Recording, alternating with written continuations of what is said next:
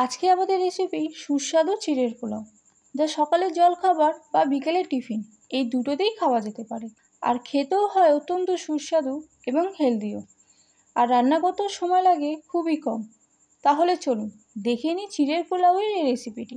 নমস্কার বন্ধুরা, আমি পায়েল। আপনারা দেখছেন পায়েলের পাকশালা ইউটিউব চ্যানেল।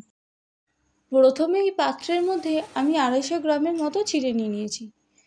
তারপর এর মধ্যে জল দিয়ে এটাকে ভালো মতন 2-1 বার ধুয়ে নেব, কারণ চিড়ের মধ্যে বেশ ময়লা থাকে, তাহলে সেগুলো বেরিয়ে আসবে ভালো মতন ধুয়ে নিলে। চিড়ে ভালো মতন ধুয়ে নেওয়ার পর এর জল আমরা ঝরিয়ে নেব, তাই জন্য এইরকম একটা পাত্রের মধ্যে রেখে দিলাম। এবার চলে আসি এর সবজিগুলোতে। এখানে এই কয়েকটা সবজি আমি নিয়েছি, এগুলোকে ঠিক এইরকম ছোট ছোট করে কেটে নিয়েছি।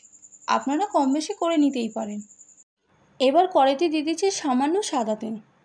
এই তেলটাকে ভালো মতন গরম করে নিয়েই সবজিগুলো ভেজে নেব।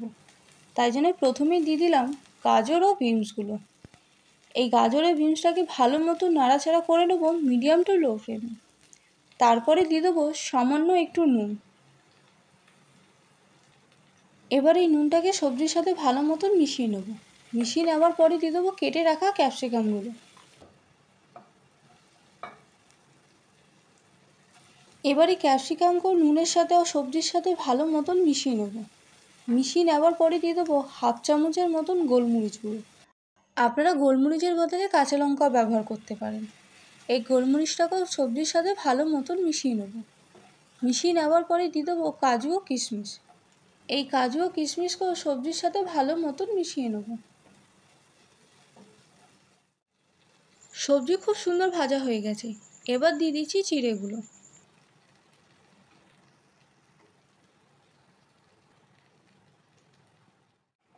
এবার এই চিড়েটাকে সবজির সাথে ভালো মতন মিশিয়ে নেব। মিশিয়ে নেওয়ার পর নুনের পরিমাণটা চেক করে দিয়ে দেবো পরিমাণ মতো নুন।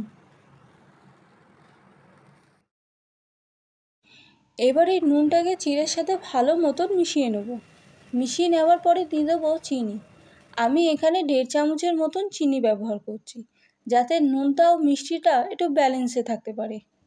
এই চিনিটাকেও চিড়ের সাথে ভালো মতন মিশিয়ে নেব।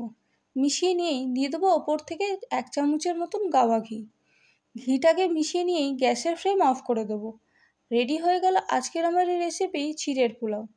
কেমন লাগলো অবশ্যই কমেন্টসে জানাতে ভুলবেন না। আর ভিডিওটি ভালো লাগলে লাইক, শেয়ার ও সাবস্ক্রাইব করতে ভুলবেন না। আবার দেখা হবে অন্য কোনো রেসিপিতে। ততক্ষণের জন্য আসি। নমস্কার।